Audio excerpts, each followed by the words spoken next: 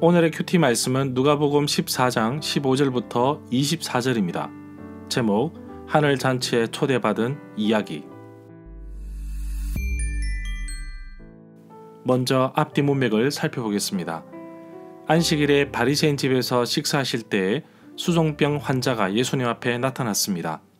지난번 안식일에 회당에서 등이 꼬부라진 여인의 병을 고치셨는데 그 장소에 있었던 회당장이 안식일에 병을 고치는 것에 대해 불편한 심기를 표현하였습니다. 오늘 말씀에서는 안식일이지만 회당은 아니었습니다. 바리새인과 율법학자들이 보는 가운데서도 병을 고치십니다. 그리고 잔치에 초대받은 사람들에게 스스로 높은 자리에 앉지 말고 낮은 자리에 앉으라고 합니다. 예수님은 자신을 낮추는 자가 존중받고 하나님 나라에 어울리는 자라고 하십니다. 지금 예수님은 안식일에 어떤 바리새인 지도자의 집에서 식사 중입니다. 예수님은 큰 잔치의 비유를 말씀하시는데 초대를 받은 사람들의 여러 핑계가 나옵니다. 화가 난 주인은 잔치 자리에 누구나 참여할 수 있도록 아무나 부릅니다. 세상에서 무시당하던 사회적 약자들을 불러서라도 빈자리를 채우게 됩니다. 예수님께서 하신 이 비유를 좀 더 넓은 시각으로 본다면 세상 모든 사람들을 구원의 잔치 자리에 초대하고 계십니다. 초대의 순서에 따라 하늘 잔치에 들어가는 것이 아니라 초대에 응답하는 사람이 들어가는 것입니다. 혼인 잔치의 비유는 마태복음 22장 1절부터 14절, 누가복음 14장 15절부터 24절에 나옵니다. 문단을 나눠보겠습니다. 15절부터 20절은 하나님 나라 잔치를 거부하는 사람들, 21절부터 24절은 하나님 나라 잔치에 참석하는 사람들. 15절에 보면 예수님과 함께 식사를 하는 사람 가운데 어떤 한 사람이 이 말씀, 잔치의 자리에 대한 이야기를 듣고서 예수님께 말합니다. 하나님 나라의 잔치 자리에 떡을 먹는 자는 복이 있다. 여기서 떡은 1절에서 말한 것과 같이 유대인들이 먹는 식사를 말합니다. 16절에 보면 예수님께서 질문한 사람에게 말씀하셨습니다. 어떤 사람이 큰 잔치를 베풀고 많은 사람들을 초청하였다. 이스라엘의 문화적인 면을 고려해보면 큰 잔치는 초저녁에 시작되는 만찬으로 봐도 될 듯합니다. 일반적으로 잔치의 초대는 행사 이전에 합니다. 17절에 보면 잔치할 시간이 되었을 때 종들을 초대한 사람들에게 보내어 알렸습니다. 준비가 다 되었으니 오십시오. 초대한 사람에게 종을 보내는 것은 존경의 표시로 볼 수 있습니다. 또한 정한 시간 내에 도착할 수 있도록 종을 보냅니다. 18절에 보면 그러나 그들은 모두 일치하게 한결같이 사양하며 말합니다. 나는 밭을 샀기 때문에 아무래도 밭에 나가봐야 할 것 같습니다. 청하건대 나를 양해해 주십시오. 물론 바쁜 일정으로 인해 잔치에 참여할 수 없을 수 있으나 초대를 회피한 것은 초청한 사람에 대한 무례한 행동으로 볼 수 있습니다.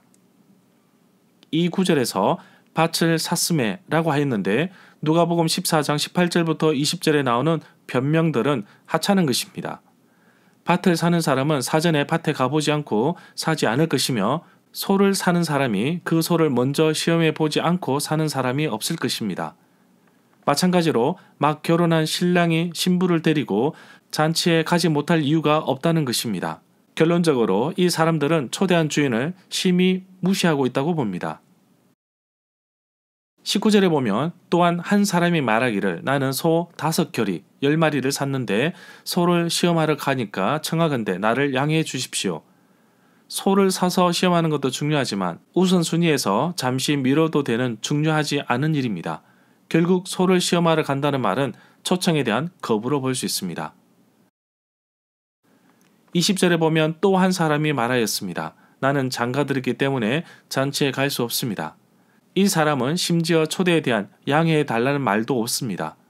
18절부터 계속되는 거절에서 볼 수 있는 것은 이스라엘도 하나님의 초대에 거부하고 있다는 사실입니다. 메시아를 거절한 유대인과 달리 초대받을 자격이 없는 이방인이 하나님 나라에 참여하게 되는 은혜를 잊게 됩니다.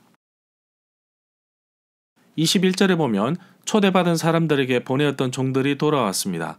이들이 주인에게 보고하니 집주인이 화가 났습니다. 그리고 종들에게 말하기를 빨리 시내 거리와 골목으로 가서 가난한 사람, 걷지 못한 사람, 보지 못한 사람들을 데려오너라. 정말 초대받지 못한 사람들, 바로 소외된 사람들입니다. 그러나 이들은 나중에라도 초대를 정식으로 받았기 때문에 손님의 자격으로 올 수 있었습니다. 22절에 보면 종이 주인에게 말합니다. 주인님, 말씀하신 대로 다 했습니다. 그래도 아직까지 자리가 남아 있습니다. 23절에 보면 주인이 종에게 말하기를 길과 산 울타리로 나가서 사람들을 강건하여 데려와라. 그리고 내 집을 채우라. 24절에 보면 내가 너에게 말한다. 먼저 초대받았던 사람들은 아무도 내 잔치를 맛보지 못할 것이다. 절마다 상세한 설명과 구절 해석, 핵심 내용과 중심 줄거리는 네이버 블로그에 올려져 있습니다. 내게 주시는 교훈입니다. 주인은 잔치에 자리가 남아있자 길거리에 사람들을 초대하는 것이 아니라 강권하여 억지로라도 데리고 와서 채우러 갑니다. 하나님은 모든 사람이 구원받기를 원하십니다.